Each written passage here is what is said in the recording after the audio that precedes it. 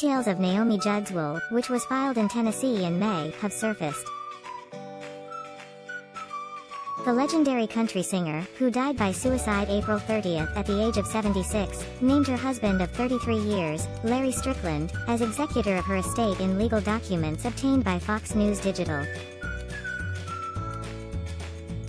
Strickland was granted full authority and discretion to deal with and administer any real property comprising an asset of my estate, without the approval of any court, the joinder of any beneficiary or the disclosure of the identity of any beneficiary of my estate. In addition, all real property will be deemed personal property after her death and subject to sale by my executor, acting without joinder of any beneficiary, for the purpose of facilitating the distribution of my estate among the beneficiaries of this will, as well as for the purpose of paying taxes, administrative expenses, and any other expenses or debts of my estate, without first being required to exhaust all other personal property of my estate. Strickland is entitled to receive reasonable compensation as executor of the final plan and will be paid for or reimbursed for all reasonable expenses, including attorneys and accountants' fees. Naomi appointed her brother-in-law, Reginald Strickland, and Daniel Chris Wyatter as co-executors in the event of Larry's death or if he is unable to serve as an executor. She also designated Strickland to have a qualifying income interest for life under the Naomi Ellen Judd Living Trust or through one or more of the QTIP, Qualified Terminable Interest Property, marital trusts established by Judd. Additionally, an unused GST exemption, Generational Skipping Trust, directs the executor to allocate in a way most beneficial to my children and my more remote issue. Judd was a mother to daughters Ashley and Wynonna. According to Us Weekly, though Ashley and Wynonna are not mentioned by name specifically in the will, a source to the family told the outlet the two are listed as beneficiaries of Naomi's trust.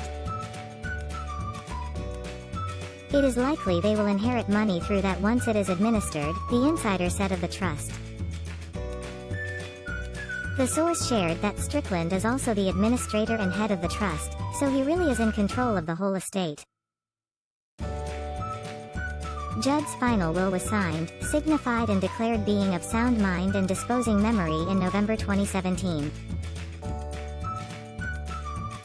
The state of Tennessee witnessed and admitted the last will and testament into the probate court in May, nearly 2 weeks after Naomi died by suicide. Fox News has reached out to Ashley and Wynonna's reps for comment. Ashley and Wynonna announced their mother's death through a statement shared on social media in April. "Today we sisters experienced a tragedy," the joint statement said. "We lost our beautiful mother to the disease of mental illness. We are shattered. We are navigating profound grief and know that as we loved her, she was loved by her public. We are in unknown territory." Condolences came pouring in from around the world as the country music community mourned the loss of the iconic crooner, who had 14 no.1 songs across 3 decades as part of the mother-daughter duo, the Judds. Just weeks before her death, Naomi and Wynonna reunited and performed at the CMT Awards. The duo also announced they were going back on tour for the first time in 10 years. The final tour is now set to begin September 30th in Grand Rapids, Michigan and end October 29 in Lexington, Kentucky. The